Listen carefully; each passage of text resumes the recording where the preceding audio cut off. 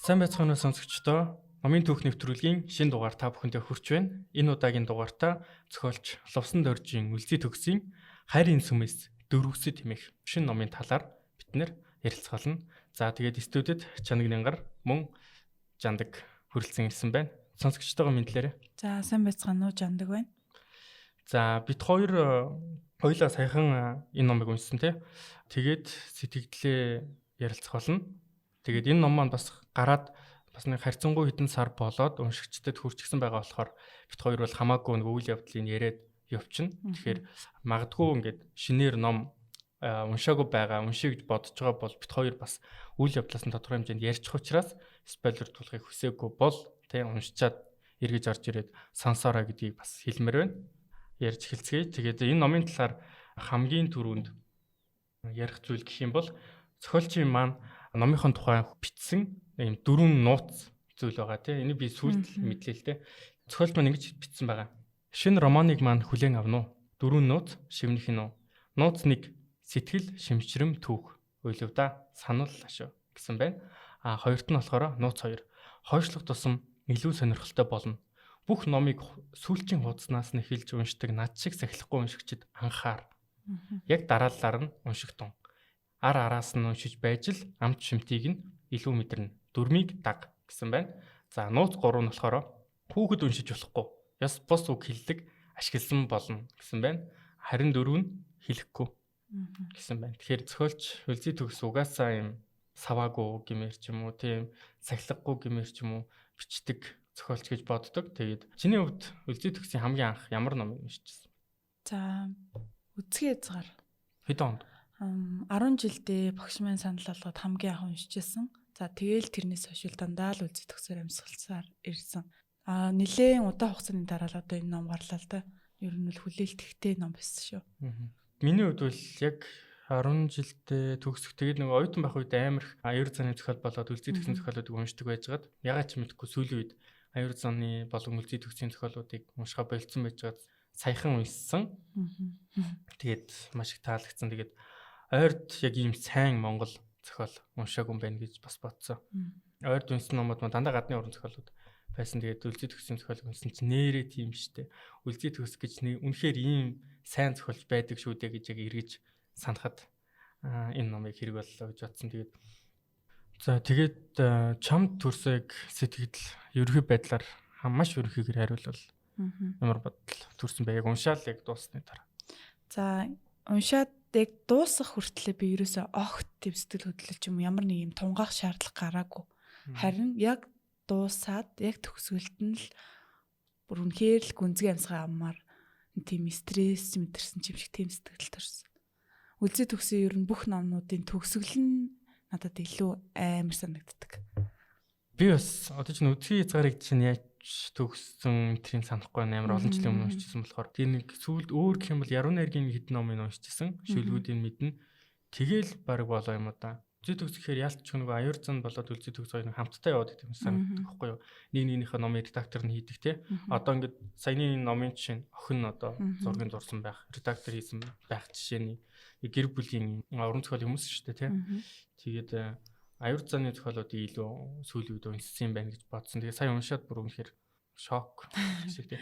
Хамгийн ихний хэсэг бол угаасаа эхний бүлгүүл хөнгөн тэгээд маш их инээсэн. Тэрэн дээр инээсэн үү? Инээсэн бүр тэр үг хэллэг нь бүр үнэхээр инээ төрөйдсэн. Тэр нөгөө өсвөр насны за нэг 15, 14, 15 насны эрэгтэй хүүхдийн яг сэтгэх байгаа байхгүй тий.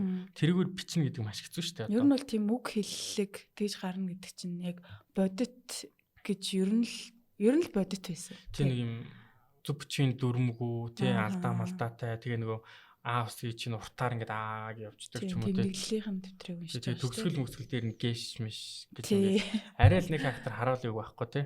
Бусдаар бол байгаад. Тэгээд тэрийг уншиж явах хэвээр за ингэж явсаар байгаа л нэг юм болох юм байна гэж бодсон чинь буцаад шууд нөгөө тайм скип гэдэг шиг одоо цагт ирэнгүүтээ ахаад буцаад нөгөө бороо гэд залуу баг бах үеийнхэн дурсамж эхлээд тэг би одоо энэ хоёр ингэ болцсон байх гэж бодсон чинь ахаад бас нөгөө гол дүрийн охины маань дурсамж ингэ явцсан. Тэгээд надад бол гэхдээ ягаад ч юм тэр сүүлийн хэсэг бол охины хэсэг бол их тийм таалагдаагүй гэх юм уу нэг юм дутуу санагдсан. Чамд. Надад бол яг л тохирсон юм шиг. Ягаад үлзий төгс шүү дээ тийш. Ягаад гэвэл одоо яг ингээд хуучин зүгээр л ингийн Монгол зохиол шигтэй ингээд эхнээс нь дуустлаа их сайхнаар ингээд төгссөн бол ер нь бол ямар ч хэрэггүй ном байх байсан байхгүй юу. Тэнгүүд яг тэр нарын төгсгөл дээр тэгж оновчтой ер нь бол надад төгсгөл нь л хамгийн их таалагдсан. Яг харамсалтай их муухай бүр үнэхээр хэцүү төгсгөл байсан ч гэсэн тэр нь үнэхээр номных нь ер нь сайн тал юм болоо гэж бодсон надад. Надад болохоор нөгөө эхний 2 дүрийн яриагаар ингээд дууссан бол гэж бодсон байхгүй юу. Надад зөвхөн уншигчийн хувьд яг тэгээд дууссан бол надад илүү эрэгтэй хүний хувьд магадгүй илүү гой санагдах байсан байж магадгүй. Тэгээд зарим зүйлийг нөгөө нэг нууц цэвэр нь байлгах нь илүү сонирхолтой гэдэг шиг тий. Тэр өхнийг юу бодож ирснийг мэдэхгүй байсан нь илүү гоё юм шиг санагдаж байгаа. Тэгээ мэдсэний дараа амар шоконд орж байгаа байхгүй. Гэтэ хүн болгон л тийм сайхан төгсгөл гэж боддог шүү дээ. Дандаа л сайхан төгсгийг яг ягаад заавал тэгж гоё төгсөх хэрэгтэй гэж. Үгүй гоё төгсгөл яг тэр хоёр хүүгийнхаар төгсөн ч гэсэн гоё төгсөхгүй шүү дээ. Тэр гоё төгсгөл биш шүү дээ. Тийм үү. Тийм гоё биш төгсгөлөөр төгссөн бол гэж бодсон. Тэгээд ер нь их сонир юм бодогдуулсан тийм ном байла. Тэгээд нэрээ юу яах вэ? Зохиолч байгаа талаар товч танилцуулъя. Манай үлзий төгс зохиолчийг мэдгүй хүмүүс байхгүй байх гэж бодож байна. Гэхдээ шин сонсогчдод залуу хүмүүстэй ч юм уу магадгүй үлзий төгс чин бэ гэдэг талаар товчхон нэг мэдээлэл хүргэе. За үлзий төгс бол усан дорж овогтой. Усан доржийн үлзий төгс гол төлөв шүлэг эсэ богино өгүүлэг тэрэлдэг. Чинь өгүүлгүүд дундаас хэмэл аквариум өгүүлэг нь гадны олон оронд орчуулагдчихсан байна. Нилийн алдартай өгүүлэг. Тэгээд үлзий төгс зохиолч маань 1972 оны 4 сарын 4-нд Дархаад төрсөн юм байна. Тэгээд 1996 онд Монгол мэдлэгийн их сургуулийг утгацгай судлаач сэтгүүлч мэргэжлэр төгссөн хүн юм байна. Ер нь бол 2000-ад оны ихээс зохиол бүтээлүүдээ эрчимтэй хийж эхэлсэн. 2004 онд нүдний шилэнд үлдсэн зургууд, 2004 онд мөн 4 онд ганцаардлын дасгал хэмээх яруу найргийн төвөр, 2013 онд хотын үлгэрүүд ном, 2015 онд толинд төвсөн боддаа шүлгийн төвөр, 2015 онд тэнгэр дууруудаг модод, 2018 онд миний гунгийн түүх, 2020 онд хараа цай зогсолт 1-2 хэмээх 2 ном, 2022 онд Салхины нэр гэсэн нэртэй яруу найргийн төвөр гарсан байт юм байна. Харин 2024 онд энэ чинь 24 онд гарсан тий.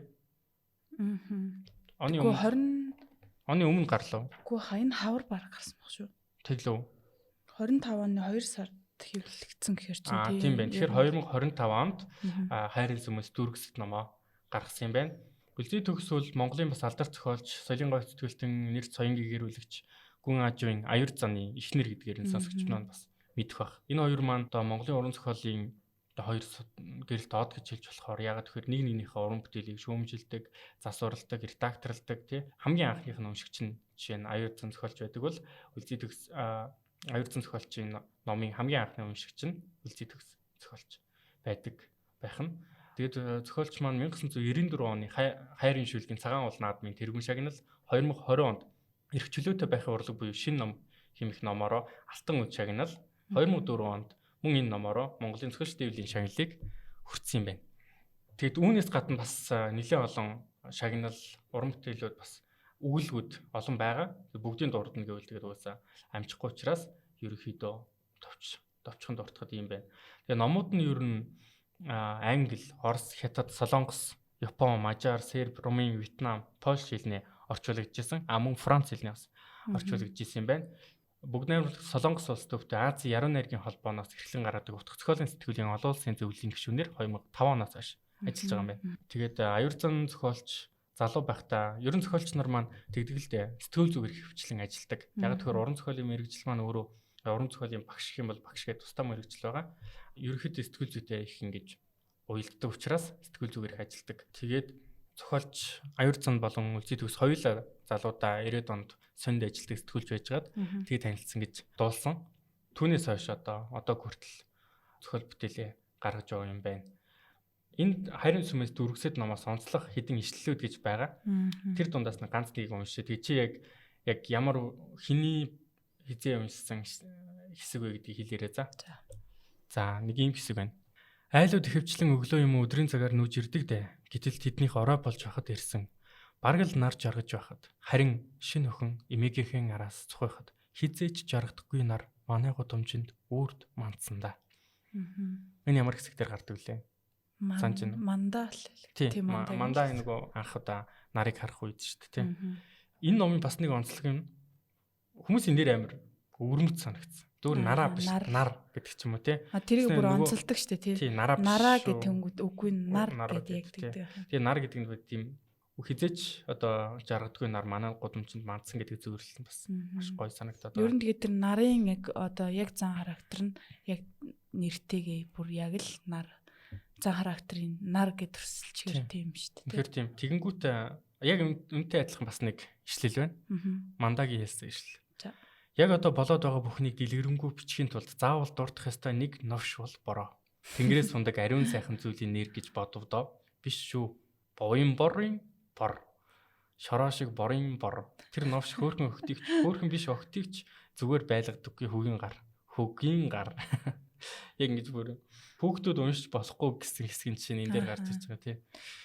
Үг хэллэг бол үнэхээр амар байсан л та. Бараг л өсвөр насны хүүхдийг үнэхээр ийм үг хэлдэг үү, ийм юм боддог үү гэж бас бодохоор. Гэхдээ гол дүрийн манай өсвөр насны одоо эхний гол дүр гэх юм уу те. Ийм харьцангуй хэрсүүдсэн байдаг шүү дээ те. Өөрөө хүртэл тэрийг мэддэг. Би ингээд 12 дэх хүртэл 30 таа уншиг сэтгэдгээ гэд. Ер нь амар одоо муу санаатай гэмээр юм уу те. Аль хэдийн нэг санаа суудсан гэж ярьдэн шүү дээ те. Тийм одоо хүү байдаг. Гэхдээ яг тэр борог гэсэн ингээд мань хүн ингээд өөрөө тэр бол хүүгийн новштэй зөвхөн тарихаараа одоо жишээ нэг бүх юмыг булчингаар шийдэх гэж үздэг нэтрийг гэж байгаа боловч яг үнэндээ дараа нь уншаад үзэх тэр бороо бол бас тийм юм тэнэг хүн бол байгаагүй. Гэхдээ нөгөө ямар нэгэн байдлаар хэрцгий тэр нь ямар нэгэн байдлаар шалтгаантай тий гэдг нь гардаг. Тэгээд дахиад нэг юм ишлэл байгаа. Нарыг ирсэн сойш тэнд нарлах өчргөө дуртай болчиход байгаа. Нартай нарлах хаа гэж. Яагаад гэвэл шинэ охины энэ ертөнцид ирэх цорын ганц эрх чөлөө орон зай гэвэл тэр л уртаас урт хоосон тагт бүлгөө гэж. Тэгээд энэ нөгөө манай ном дундуур нөгөө юунод оруулдаг шүү дээ. Ингээд тэмдэглэл маягаар бичигдсэн учраас дунд нь чинь дуртай болчиход байгаа гэсний шууд бодлыг бичдэг шүү дээ. Чи нартай нарлах хаа гэдэг ч юм уу. Иймэрхүү байгаа нэг уншихад зугаатай санагдсан надад л. Тэгээ бас юу гэдэг шүү дээ. Бүх одоо англи гадаад юм хэллэгүүдийг засаж явдаг шүү дээ. Тийм. Тэр нь их гоё санагдав. Тэр нь юу вэ? Монгол хэлний багш чөлөө, уран зохиолын багш чөлөө юм монгол үгээр хэлж болох юм битгий гадаад үгээр хэлж хичээд одоо чинь балкон дээр гэснээр балкон биш шүү дээ. Тагт уучлаарай багш ээ. Тий. Тэгж яваад байгаа нас их гоёс. За тэгээд надад тий. Аймхачууд аялдан дагагчид амиа бодгочдын дунд ганцаардаж амь тэмцэж явсан миний өмнө ийхүү нар гарч ирснээр үйлшиг хүйтэн амьдралд минь зуны уур орвдоо гэсэн. Надад хамгийн одоо юм өрөвдмөр хэсэг гэх юм бол номын нэлээд төгсгөл хэсэг дээр тэр хоёр эргэж ирээд нөгөө нэг хуучин хоёр найзтайгаа уулзаад нарыг эргэж олдсон шүү дээ тий. Олж хардаг шүү дээ. Тэгэхэд гараас натгаад нэг сууж ирсэн. Нэг гараараа бор гараас натгаад өөний гараараа архи ондглоод уугаа суужсэн гэд тэр надад амар хэцүү нэрэл эрэгтэй хүн магадгүй ингээд шаналж зовоод олон жилийн дараа хайртай хүнтэй гэхдээ тэр хайртай хүндээ маш гин буруу мэдэрч байгаа тийм хүнтэй уулзахад яг тэхэл байх гэж бодсон. Тэгээд тэр чинь зүгээр нэг юм сайн охин ч юм уу байгаагүй. Тэр хоёрын амьдралд маш их нөлөө үзүүлсэн тийм үү. Тэгээд өөрөө өөрийгөө одоо нөгөө үзэн ядна өөрийгөө шийтгэн гэдэг бас амар хэцүү зүйл байд юм байна да гэж тэрийг бодож ирсэн. Надад явж бор харьцангуй нөгөө юм идгэрэх юугаа олцсон гэж боддог. Яг тэгэхээр эргээд ирэхэд нь одоо чинь аав ээж хоёр нь өөрт нь ингээд өмнөх шиг хандахгүй ээж нь амьдралын идэвхтэй болцсон байсан. Тэгээд тэрж чад үнссэн. Тэгээд лам болоод явахар чийдсэн гэдэг чинь. Тэгэхээр магадгүй нөгөө өргөжлүүлж бодох сонирхолтой байдаг штэ. Зохиолыг зөвөр өргөжлүүлээ бодоход бороо магадгүй төв рүү яваад лам болоод тэр нүгэл хилэнцээ мэдээж хүүхдлээ тэргээ бодож явах л ах мартна гэж бол байхгүй. Тэгтэл гээд сэтгэлийн амгалан байх байх гэж би бодсон. Хамгийн гол нь нөгөө хүний хамгийн чухал баялаг бол яг алт мөнгө одоо юу гэдгийг биш сэтгэлийн амар амгалан байдал гэж хэлдэг штэ. Тэгэхээр тэрийг энийг ингээ бодохоор амар хүнд зохиол гэсэн. Чам тэг санагдсан уу? Надад болохоор мандаа болохоор ингэж гайхдаг штэ. Нар тэр гурав дараа нь уулзахад хамгийн гол нь борд яагаад одоо нэг тэр үйлдэл хийж яхад нь огт тэрийг дурсангүй гэдэгдэн штэ. Мандагийн хувьд бол бор бүр ингээд өөрийнхөө хувьд баг баатар болох үйл явдал хийсэн. Тэгтэл нар ерөөсө тэрийг огт одоо баярлсан чгүй ямар ч тийм үү одоо дурсдгүй штэ. Тэгэхэд мандагийн зүгээс тэгж бодогдож байгаа. Борын зүгээс болохоор бас тэрэндээ огт тийм тус ч юм уу ямар нэгэн зүйл боддоггүй шүү дээ. Сонин Чи болохоор ингээд мандагийн зүгээс борыг өрөвдөд байгаа байхгүй. Тийм. Гэтэ тэр яг бор яг тэрнтэй уулзж байгаа хэсгийг гаргадаг шүү дээ. Борын яриаг болохоор зүгээр л дурсамж маягаар яваад тэр явах хүртэл яриад дуусгад шүү дээ. Биш нэг шоронд хоригдж байгаад ирэх хүртэл ярьдаг. Тэнгүү тэр охиныг болохоор бүр баг тий. Юуруу явахын өмнөх хүртэл. Тэр надад бол хамгийн одоо бодоод дараа нь цохиолынхын дараа бүр эргэж буцаж ингэж бодож үйл явдлыг бодсон зүйл нар яг ямар хүн юм бэ? Нар яагаад тэр нөгөө юун дээрээ паргал эмзэглэлдэггүй штэ үнэхээр эмзэглэдэггүй. Имидэ зодуулна гадаа хононд юм хийдэг. Тэнд нарыг л жоохон эргэлцсэн. Наран дээр л их зүйл бодсон. Үлзий төгсгийн зохиолууд донд нэг тиймэрхүү дүр хаяа гарч ирдэг юм шиг санагдаад байдаг. Тэр дундаа шүлэг мүлгийг нэг унших юм бол ч гэсэн бас жоохон тийм чинь өөрийгөө нэг юм сон ч юм уу шуутай их зүрэлдэн штэ. Үлзий төгсгийн зохиолчийн гар үсгэн ч гэсэн сон байдаг. Тэгээд нэг юм хийсвэрд нэг ямар нэг эмхтэй хүстэй нэг хийсвэр дүрүүдээс яаж игээд нэг байдаг тодорхой хэмжээнд их баг нь хамаагүй байдаг. Тэр дүрүүдийн нэг нь бол ууж бодсон. Тэгээд ялтчгүй юм зүгээр шууд одоо утгаар ярих юм бол нар бол яг цэвэр юм эрүүл хүн бол надад санагдаг. Гэхдээ угаасаа эрүүл биш. Зүгээр шууд ярихад ч тийм. Яг одооний ингэж шинжлэх ухааны хүний үүднээс одоо итгэдэг хүний үүднээс ингэ ярихад бол нар яг тийм цоо эрүүл хүн боллаа биш. Одоо мандаг жишээлбэл аавынхаа сүнснэ хиннийг 2 дугаар хатан маань нэг болохоор ээжийнхаа сүнснэ гэж боддог шүү дээ. Тийм тэгээд гэхдээ нэг цоо эрүүл биш гэдэг нь ямар нэгэн байдлаар цэвэр сэтгцийн асуудалтай гэж байгаа юм биш. Зүгээр нэг юм жирийн биш гэж хэлж байгаа. Өөр шал өөр. Жирийн биш. Одоо эмийн бол яалтчгүй юм далд чадвартай шүү дээ тийм. Ингээд юмыг мэддэг. Зөнтэй юм тий. Одоо юмыг хардаг үздэг хүн гэдэг нэг үзмэрч гэдэг шиг тийм нэг юм чадвартай хүн. Одоо шулам гэж яриад байдаг. Гэхдээ яг үнэндээ төгсгөлд нь арай гүүч юм шиг тийм. Хайрн гаднаа хална юу лээ хална гаднаа хайрн дотроо имээ байсан. Тэгээд тэр охин ч гэсэн яг тийм. Гэхдээ тэрийг нэг юм бодит амьдралд амьдрахад тийм тохиромжгүй юм шиг. Тийм. Хин нэгэн чамд муу юм хийхэд тэрийг магадгүй надад сайн юм хийж ингээ ойлгочих магадгүй тийм. Тэнд нь баярлж мэдхэр ч юм шиг. Сайн муугийн ойлголт нь энгийн хүмүүсээс огт өөр тийм байгаад байгаа. Эмээ надад хайртай гэдэг. Одоо чинь мандаг өнцгөөс харахад тулстай. Үнэхээр ядрын юм ингээд хараагаад зовж байгаа шүү дээ. Тэнгүүд мандагийн ээжийн өнцгөөс болохоор ингээм айдаг гин шолом тийм. Бүх юм нэвт нүхт хардаг гэд. Гэтэл яг өмнөний хэлэхэд мандагийн ээж бол өөрөө нөгөө нуух юм нууцтай учраас айх шалтгаан байгаа. Тэгэхээр нөгөө мандаа айдаггүйг би бодоход нэг юм сургамж гэх юм бол хүн ер нь нуух юм байхгүй, айх юм байхгүй байх юм бол ямар нэгэн зүйлээс одоо далтын хүчнээс ч юм уу, элдв асуудлаас хин нэгнээс ч юм уу айхгүй байх гэж боддог. Чамд ямар нэгэн байдлаар сул тал нууц одоо чамайг одоо буруугаар ашиглаж болох нууц байгаа учраас л хин нэгнээс айдаг байх гэж боддог. Одоо хиний борын авч гэсэн нууцтай учраас айдаг. Ер нь тэр хорооллынхан чинь бүгд юм элит давхаргын хүмүүс байгаа шүү дээ тий. Сургуулийн захирал, хотын цагдаагийн дарга гэдэг ч юм уу. Тэгсэн мөртлөө тэр эмгэнээс айдаг шалтгаан. Гэтэл яг үнэндээ явж одоо нөгөө эмгэн бүх юм хүмүүсийн одоо нууцыг мэдчихийдэг, бүхнийг үнээр нь харж идэг. Тэгсэн мөртлөө яг төгсгөл дээр нөгөө гардаг шүү дээ. Яг үнэндээ нөгөө эмгэн тийм айхтар тийм яг шолон бол хараалж маралж байгаагүй юм шиг үү тий. Тэрийг юу гэж ойлгосон? Надад бол яг хүн болгон одоо хайр дурлал, аз жаргал, зовлон шанал нь ер нь нэгдмэл яг нэг ингээд зүйл боловч яг ингээ өсөж төрсэн газар нийгмээсээ хамаарат шал өөр одоо зүйлээ мэдэрдэм байх гэж одоо зохиолоос уншиж байгаа ойлгож байгаа байхгүй юу? Одоо нарын үзэл бодол шал өөр те, борын үзэл бодол, мандагийн үзэл бодол гэд гуруула шал өөр ингээд үзэл бодолтой байгаас. Гэхдээ тэр гурыг холбож байгаа юм гуруула яг өсвөр насны яг цагаахан гин залан хайр сэтгэл байгаа байхгүй юу? Одоо тэр мандагийн нэг хөөрхөн юу гэдэг штэ хэлсэн гэх юм бичсэн нэг үг нь хөөрхөн царай олонч бүгд сэтгэл татан биш. Сэтгэл татан байдал нүүрнээс гэхээсээ нүүрний цаанаас харагддаг юм байна лээ. Тэгэхээр ямар ч тийм нөгөө энэ зохиолын ер нь бол одоо гол зүйл нь болохоор өсвөр насны хүүхдүүд ямар ч тийм нөгөө юу одоо хариу нэхгүй хайрлт юм байна. Ямар гоё сайхан цагаах юм бэ л гэж бодсон. тэр гурийн зовлон бол тоочоо барахгүй цаашдын юм бүр үнэхээр хар бараан. Тэгэхдээ яг тэр үеийнх нь нэг хайрлаж байгаа, нэг одоо хүндэлж байгаа нь үнэхээр тийм.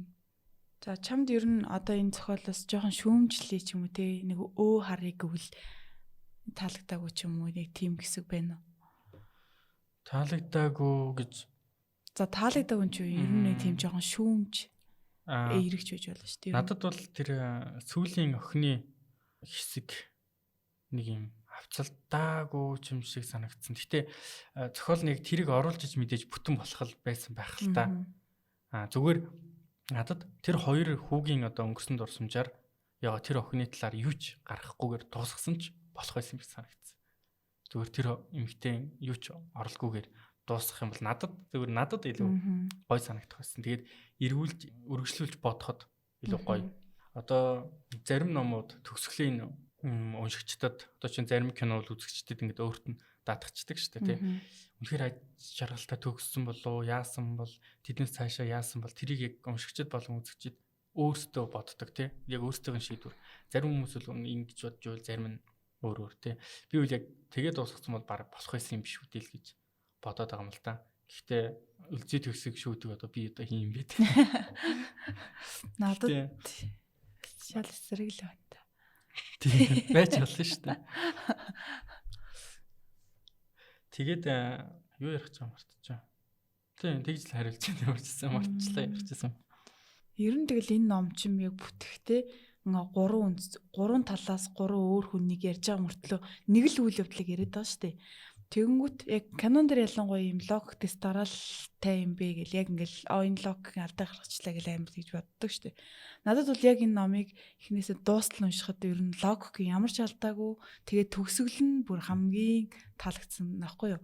Төгсгөлийг нь баг хасчвал энэ ном ингээд өвөлзөд төгсөж ямар сонир ном гаргаж ий гэж бодохоор нарын өнцгөл надад төлөө бүр яг онцтой байсан. Тийм үү. Нарын яг байгаа байдал нар одоо тэр хорвоо ертөнцийг юу яаж хардаг те тийм зүйлүүд. Надад эсэргээрээ санагдсан юм яг тэгэхээр яг үлзий төгсөг өөртөө адилхан юм агаар тэр хоёр хүүгийн төгсгөлөөр төгссөн бол жинхэнэ үлзий төгс битсэн юм уу да гэж гайхахаар санагдсан байхгүй юу? Яг адилхан өмнөх номтойгоо адилхан уур амьсгал оруулах юм бол магадгүй надад сонирхтой. Зохиолч өөргөө давтна гэдэг нэг ойлголт байдаг байхгүй юу? Яг тэр шиг тэгэхээр яг тийм эртний хүмүүсийн бодлоор те бүтэн ном яваад дуустдаг бол бас сонирхтой тийм. Гэтэ нэг тийм амар хүнд асуудал бол болоогүй. Тэр нэг муу гэж байгаа юм биш зүгээр тэгж болох байсан юм биш үү дээ гэсэн. Хэрвээ шүүмжил гэх юм бол хай гэх юм бол. Тэгэд нэрээ би номын гарчгийг бодлолтой ойлгоогүй. Чи ойлгосон уу? Би номоо ер нь яг төгсгөлийн хуудсыг уншичаад гарчгаа ингэж ирүүлж яг уншсан. Тэр болтлоо би номныхоо ямар ном уншиж байгаагаа мартсан байсан. Ер нь бол гарчийг нэхэд санахааргүй. Тэгээд хайрын сүмээс дөрвөгсөд гэд нэг жоохон номоо жоохон л ойлгох шиг болсон. Яг энэ гарчигаас хайрын сүмээс дөрвөгсөд юм яруу найргийн номын нэр шиг санагдсан надад чинь. Би анх гарахт нь энэ яруу найргийн төвөр юм л гэж бодсон шүү дээ. Яг тэгэхээр өмнөх номууд нь ч гэсэн нэг тиймэрхүү байдсан шүү дээ. Тэгэл ер нь бүлгийн нэрүүд нь тэгээ яг гарчиг нь бүр бараг л номоо ингээд бичсэн юм шиг. Яг ямар утгатай. Ямар утгатай. Тий би угаасаа ойлгоогүй байхгүй.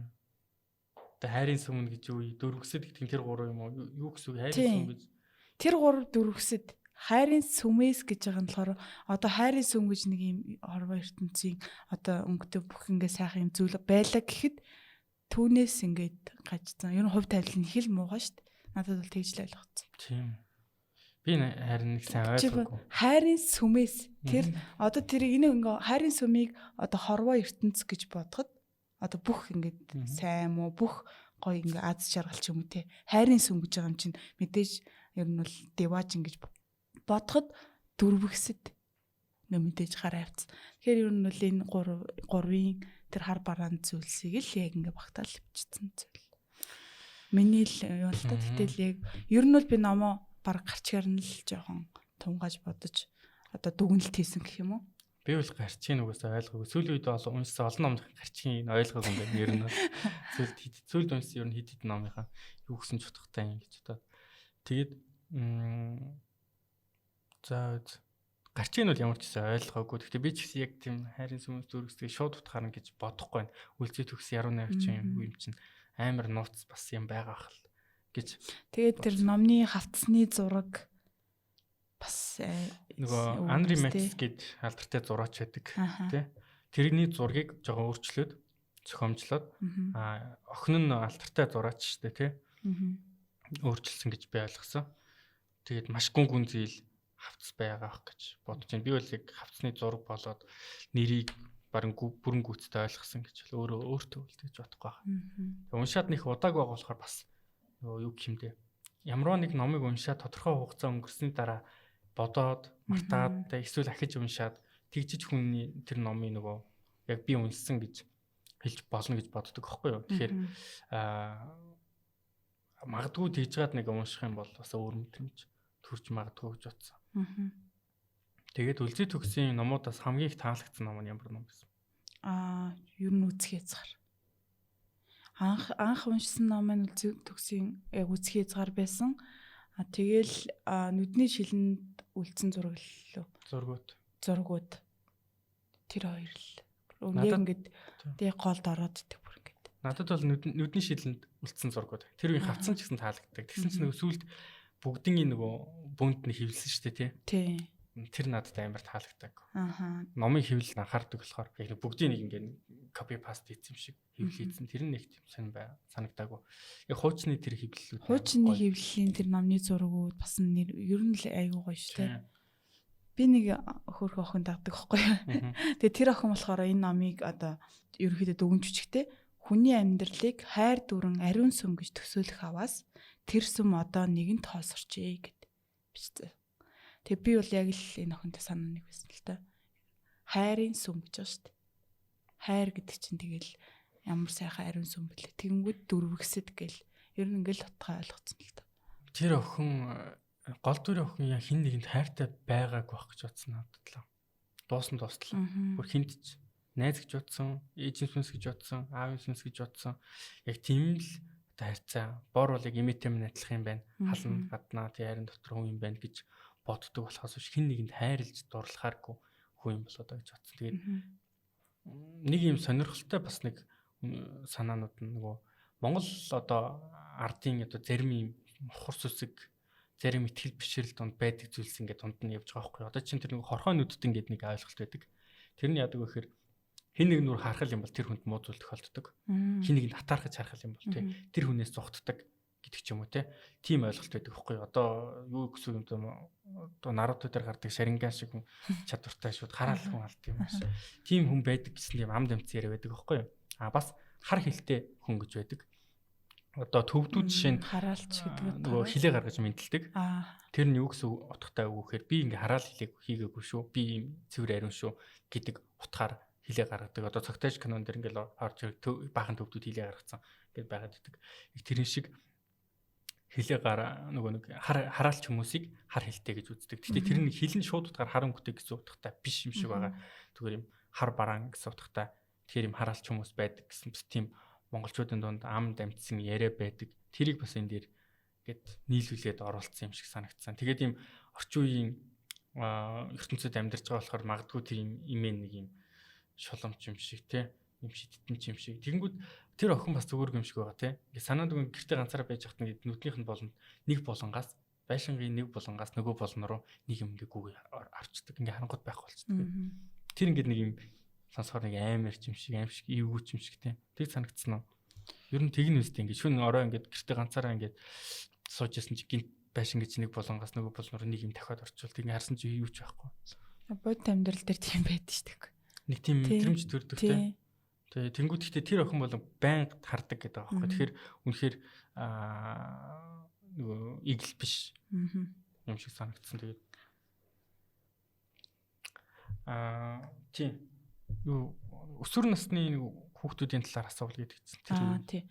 Ер нь яг өсвөр насны хүүхдүүд яг тийм зүйл бодож, тийм үг хэллээ хэлж яг энэ ер нь оновчтой байсан нь чамд хэтрүүлсэн ч юм уу тийм хөө санагдсан уу? Үнээс ч илүү байгаа гэж бодож байна уу? Мэдээж илүү байгаа. Гэхдээ сая нэрээ алдаа гэдэг хэлсэн шүү дээ.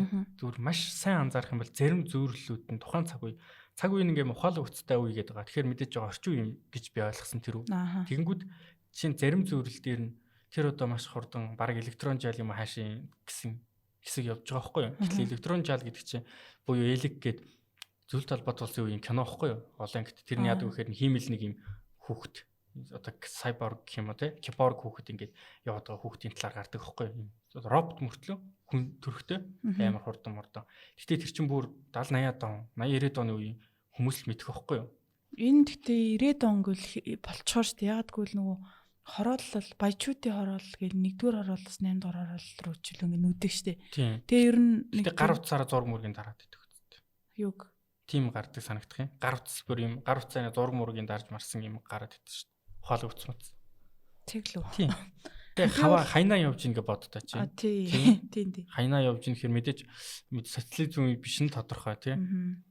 Тэгэхээр 2000-ад оноос хойш үйл гэж байлгасан. Тэгмээ зарим нэг юм хүүхдүүдийн зүйрлэл нь өлзий төгсөй өөрийнх нь бага насны зүйрлэлээ оруулсан юм шиг санагдсан. Зарим нь бол магадгүй одоо охиноос ч юм хүүхдүүдээс ч юм асуугаад оруулсан байх. Одоо тэр гişмэш гэдэг чи бол яг л одоо баг зааж байна шүү дээ тий. Тэр мөр бол яг санагдсан. Тэгээ тэр бодлынх нь хувьд бол эхний гол дүрийн залуугийн одоо дотоод ертөнц үзэл хандлага бол тийм байж болно.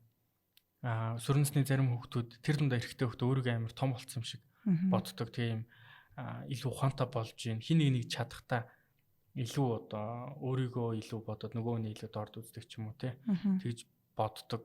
Тэг хүмүүсийг нэг юм тэр нэг тэгдэг хүн томчууд нэг тийм тэр үл нэр бүтэхгүй тэр гэл нэг охтуудыг бол би нэг тоодгүй модгүй л тэгдэж шүү дээ те. Өсвөрнсний хүүгүүд бол тийм хүмүүс хандлага бол байдаг. Гэхдээ бүх хүүгүүд тийм гэсэн үг биш л дээ. Зарим нэг хүүгүүс тэр дундаа юм нийтэд биш жоохон анзаардмал талтай хүмүүс бол тийм л бодолтой байдаг гэсэн. Би ч гэсэн яг өсвөрнсөндөө юм олон хүүгүүдийн нийлээ явахаас гэхээс илүү номоош явж идэг хүүгэн байсан болохоор тэр залууг бол амар тэр хүүг бол амар ойлгосон. Яг л тийм байлтай тий. Тэгээд тэн дээр бас юм трауманы асуудал амар гардаг шүү дээ тий. Гэр бүлийн нөгөө хайхрах үл хайхрах хүчирхийлэл гэж байдаг байхгүй. Тэр нь хүчирхийлэл гэдэг нь одоо сэтгэл санаа болон одоо гараар хүрхээс гадна үл хайхрах буюу ингээ тоохгүй гэдэг чинь бас хүүхдийн хүчирхийлэлд ордог. Тэгэхээр тэн дээр үл ингээ тоохгүй орчих байгаа байхгүй. Аав нь бол зодж байгаа. Ээж нь зодж байгаа. Тэгээд ээж нь бүр тоохгүй байгаа. Тэгэхээр тэр хүүхд тэр уур хилэн үзэн ядалт тэр бүх зүйлийг гомдол цохирлоо хин нэгэнд гаргах шаардлагатай болдог. Тэгээд аав нь зодж байгаа хүн одоо нөгөө томчууд нэг тэгж ярьдаг штэ тий.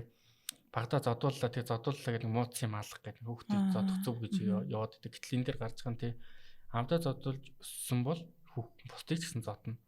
Тий бусдыг яадаг. Одоо энэ зохиол дээр л нэг юм азар гэх юм уу тохиолдлоор юм гинт нэг юм нар шиг хүнд дурлал ингээл өөрчлөгдөж байгаа болохоос биш бодит амьдрал дээр бол хүн гинт ингээ өөрчлөгдөх бараг л байхгүй тий. Багаасаа суудсан зүйл бол тасан туршид нэгж үргэлжилдэг хин нэг үргэлж одоо юм хэрцгий байсан бол хэрцгийч гэрэл байдаг. Тэгэхээр тэнд маш том имчилгээ нийгмийн одоо ажил ч юм уу тий хамрагдж өөрчлөгддөг санагддаг. Тэгэхээр энэ дээр нөгөө трауманы асуудал амар гарсан. Тэгээд гэр бүлийн нөгөө юм асуудлууд бас нэлээд гарсан санагдаж байна. Тэгээд нэг юм сонирхолтой юм одоо энэ дундаас баг цорын ганц юм сайн дүр байгаа. Мандагийн аав. Гэхдээ мандагийн аав нэг удаа нэг муухай юм хүсэж исэн юм шиг санагдав. Тэгээ эмгэнээс. Эмгэнч нөгөө тийм хараалын тухай. Тэгэхээр би хинт хэл хүсэж ирснийг бол ойлгосон. Гэхдээ эмгэн мөл хийгээгүй. Тэгэхээр ямар ч сайн хүн одоо нэг ч удаа одоо муу зүйл бодож үзээгүй хин нэг хүсэж бодож үзээгүй хүн гэж байхгүй л гэж бодсон. Тэр нэг тэр уншаад бол. Тэгж бодогдсон өөр зүйл бодогдсон тэрэн дээр юу гэж. Өсвөрнсний хүүхдийн талаар. Үгүй яа нөгөө хүмүүсийн юуны талаар сайн муугийн үнэлэмжийн талаар. Тэр одоо хүн болгон тэр ерөөсөө сайн талын хүмүүс бүгд л ер нь өөрсдийн л сайн муу талтай байсан. Одоо ээж нь хүүхдтэй хайртай мөртлөө хараа харуулдаггүй сохтууж нэг юм арх угаал өвчдөг тий. Тэгэл шоронд орохт нь лухарж байгаа хэсэг ч юм. Ер нь тэр имийг одоо ямар муухай шулмс вэ гэж тийж байгаа шүү дээ. Тэгэхэд бас яг цаанаа бас охиныхон төлөө хичээл номын заалж өгөөл бас аялуулахаар явуулдаг шүү дээ. Тэгэл бүх хүмүүс хараалч гэж яагаад яг үнэндээ хараалт биш байсан ч юм. Тэгэхээр ер нь аль талаас нь л сайн муу талаас нь харж болохоор байсан. Тэгвэл Бүр тийм муу дүр байгаагүй. Тэгвэл энэ номыг хүмүүст уншаарай гэж санал болгох уу? Санал болгоно. Гэхдээ яг юу гэж хэлэх вэ? Ямар хүлээлт тавиарай гэж одоо жишээ нь хэлэх вэ? Ер нь сайн муутай л хүлээг тавчаарай л гэж хэлнэ би. Одоо ихэнх хүмүүс ямар хараал хэлдэг ч юм уу тий буруугаар бас ойлгох магадлалтай. Одоо хүүхэд уншиж болохгүй гэдэг ч юм. Тэнгүүд бас нэг бодлын өсвөр насны хүүхэд уншаасаа гэж бас бодохоор ер нь өсвөр насны хүүхэд зориулсан ном. Үгүй би бол насан турш хүмүүст гэж бодож байгаа. Өсвөр насны хүүхдийн одоо уран зохиол гэж байдаг л та. Тухайн үеийн хүмүүсийн тухайн насны одоо дүртэй тий. Энэ үл яг тийм юм шиг байгаа боловч өнгөрсөн дурсамж байгаа байхгүй юу. Тэнгүүт бас агуулга нь маш хүнд. Тэгэхээр агуулга нь маш хүнд. Энд чинь насанд хүрсэн ойлгохгүй ч байж магадгүй зарим нь юм ийгүү. Би л одоо чинь зарим зүйлийг зохиолч яг юу удаж бичсэн юм бол гэдгийг нь бол мэдэхгүй байхгүй. Одоо бол зарим зүйл тэр дундаа үлций төгс өөр амар ингэж зангидж, бэлэгдэж бичдэг зохиолч учраас ойлгоогүй зүйл зөндөө байгаа л гэж бодож байна. Тэгээ бас яг энийг ойлгоосоо хэлчихэд бас хэцүү тий. Тий. Энэ зохиолоос ийм юм ойлгох гэдэг зүйл баг байхгүй.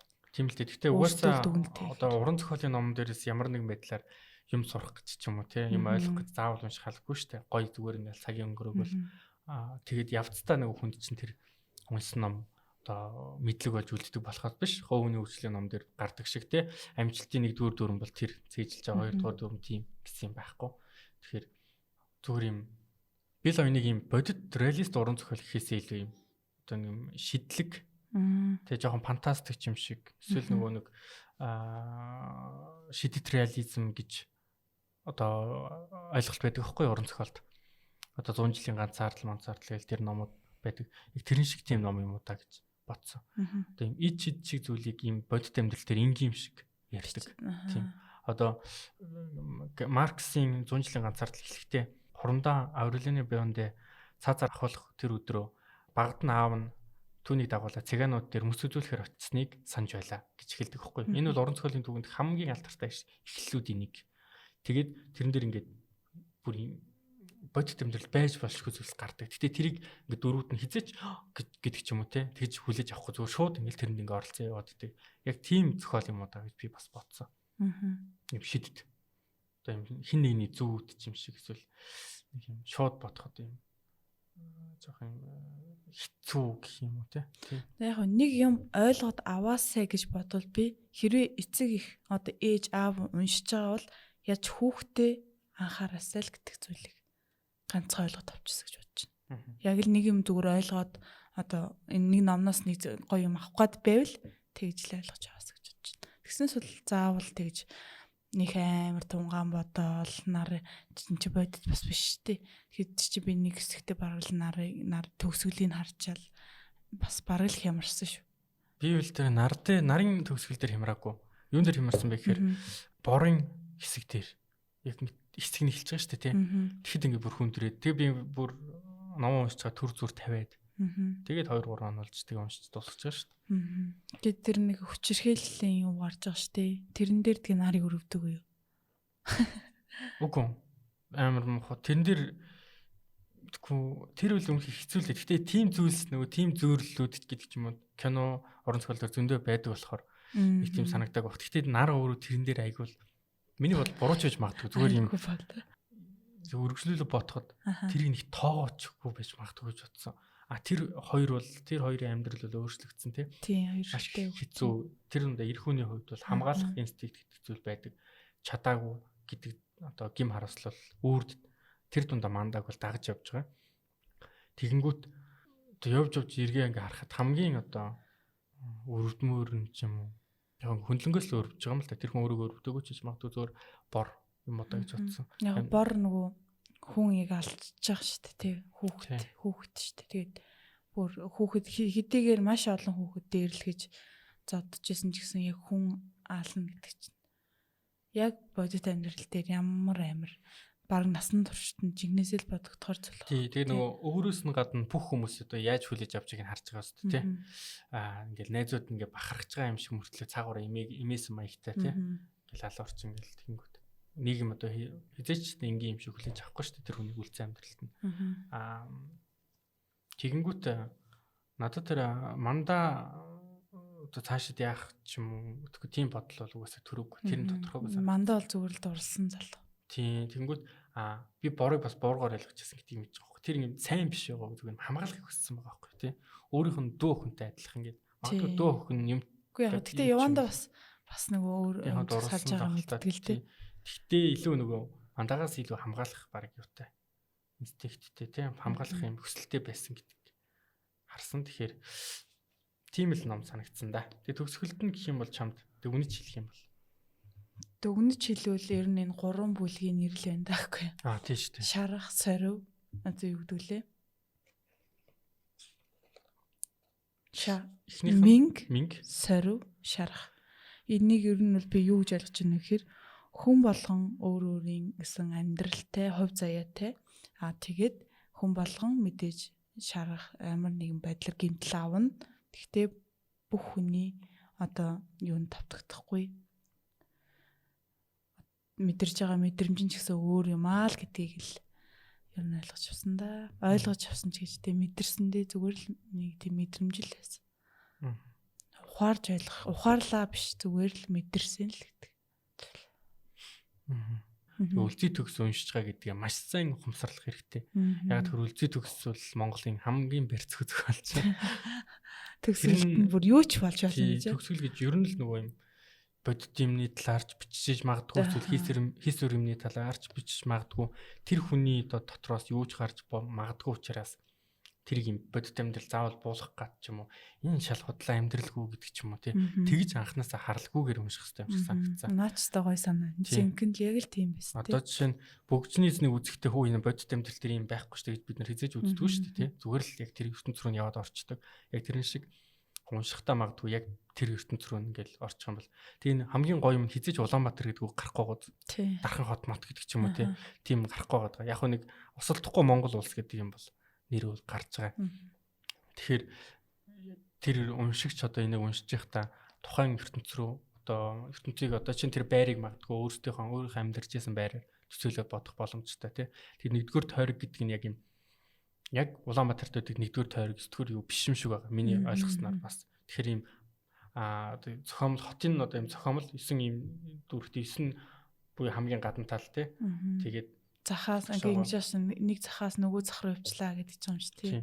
Би тэгээ бас хотод нэг тийм бүр багаас хотод байгааг болохоор тэр нэршлиг мэдэхгүй ч гэж магадгүй ч үзсэн л тоо тий. Яг тэр үеийнх нь нэршлэр явж байгаа ч юм болоо тий. Бид нар бол одоо чинь ингээд хизээч тэгж яриха болсон шүү дээ. Одооны хүмүүс бол дөрвөн зам тий зайсан юу гэдгийг тэгж хилдэхээс биш хизээч одоо үйлдвэрчнэрээ район энэ гэж ярихгүй шүү дээ тий.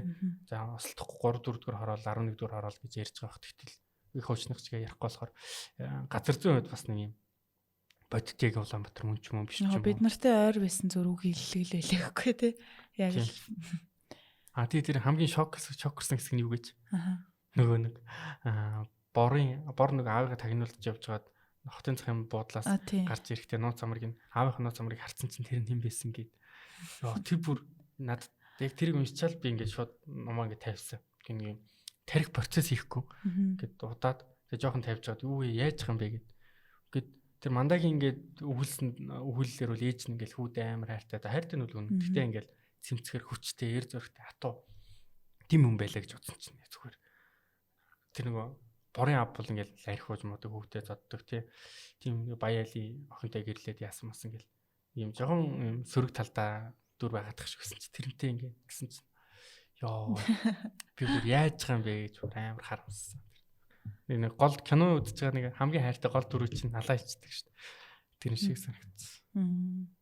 За сонсогчдоо Архангай нэр радиогийн номын тухай нэвтрүүлгийн энэ удаагийн дугаартаа зохиолч Лусан Доржийн Үлзий төгсийн хайрын сүмэс дөрвөсөд номын талаар ярилцлаа. Хамтдаа ярилцсан Жанагтай баярлалаа. За баярлалаа. Дараагийн дугаараар уулзтлаа. Түр баяртай.